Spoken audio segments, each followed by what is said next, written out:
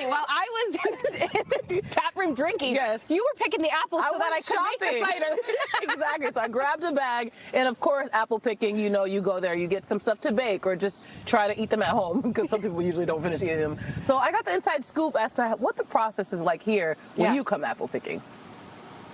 Here you go. Enjoy.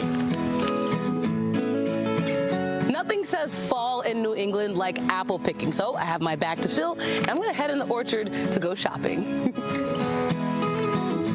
We finally made it to the McCown field, and I can't do it alone. I have Laura Neville, who is the marketing director here at the farm. So what would you say when people come to the apple orchard specifically, they should be planning for? Certainly should plan ahead. You can buy your tickets ahead of time online to save time. Know what you want, you know, are you going to do a lot of baking or a lot of snacking, you know, and then maybe steer towards some of those varieties that are, you know, more universal, versatile, or if there's one you really love, to go for that one. But Laura, I have to say, one thing I thought was going to happen was I was going to need a step stool to reach the apples. No, no step stool required. Nope. Why is that, though? So we train all of our apples in the orchard here to grow in L'Espalier design. So they're trained to grow horizontally. So if you look closely, you'll see some wires in here growing the fruit trees that way, which helps not only with our yield, but it also makes it so much easier for the families, for the little ones to be able to pick. Is there a specific method I should be using when I'm trying to get an apple off? So you want to kind of just lift, you know, find one that you like. This one looks good. And then it just came off. I didn't even if you just lift and do a gentle twist, it will come right off. You don't have to tug it or go crazy. They'll come right off. Oh my goodness. So look for some ripe ones and start filling your bag. One thing you mentioned to me is the fact that every apple still has its own season, hence why we see some of them on the floor a little earlier than others. So that's why you block some sections off usually. Yes, every week we open up new lines, and as we get into the weekends, we can tend to open up completely different lines throughout the day to add more fruit availability and also different fruit varieties.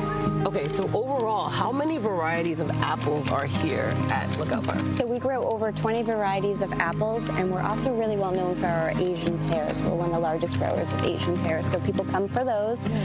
But yeah, over 20 varieties. So there's a lot to choose from. There's something here for everyone. Sure is. Okay, I mentioned off the top that we're in New England. It's very aesthetically pleasing to be here. But why do you think New England is such a great place for apple picking? Well, you've got the warm, sunny days, crisp fall air, and all the beautiful colors of foliage. So you really can't beat that when you're in the orchard. Well, you mentioned baking with your favorite apple, the Jonah Gold. So we're going to head to the studio to see what exactly we can do with these apples.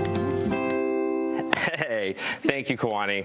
I'm here to talk to you about apples and how to use them. I am so excited to be here, especially in the fall. I moved up to New England 10 years ago. Apples can be daunting. You go there, when I first went apple picking, so many varieties, what to use, and I'm here to help you out. I'm going to start by talking about my favorite apple that I found up here, and it's the Cortland apple. The Cortland is used for baking, doesn't brown as quickly, has better texture, better flavor, better acidity. Fiji's is another one that you find a lot that's more snacking. You have the Honey Crisp, very good with cheese. You can break it down for sauces. The other popular one that you'll find up here are the Macintosh, a lot softer. You'll get more sauces and more apple butter out of them. That's really the way to go when it comes to things that you want less texture in. So I brought some apple hand pies. This is great for hand pies, things that are more delicate, things like the Cortlands or the Granny Smiths or the Shamrocks. This is another variety from up here that's a Shamrock, which is very similar to a Granny Smith, tart, tangier. So every apple has its variety. I recommend looking ahead to your farm to see what they have so you can really plan this out. Because you go home and you have a giant bag of apples. What are you going to do with it? How are you going to use it? So I brought this variety here for you. One of my favorite things to do with the hardier apples is a tarte tatin, which is a classic French pastry. You got puff pastry, caramelized apple on the inside, and here you are. You do a little caramel, a little bit of apple, and you bake it. Everything you get at the store outside of getting your apples from the farm, and I'll have a little bit, it comes right out of the oven hot, a little bit of whipped cream, and we'll finish her off. And there you go. This is one of my favorite things. But thank you for joining me. You can find me on Instagram at Chef Bobby Robbie, at my pastry shop in Nouveau Patisserie and Mason Steakhouse. Thank you. He said it's one of his favorite things. That's one of my favorite pastry chefs. I know. Chef Robert Gonzalez, thank you so much for giving us the tips.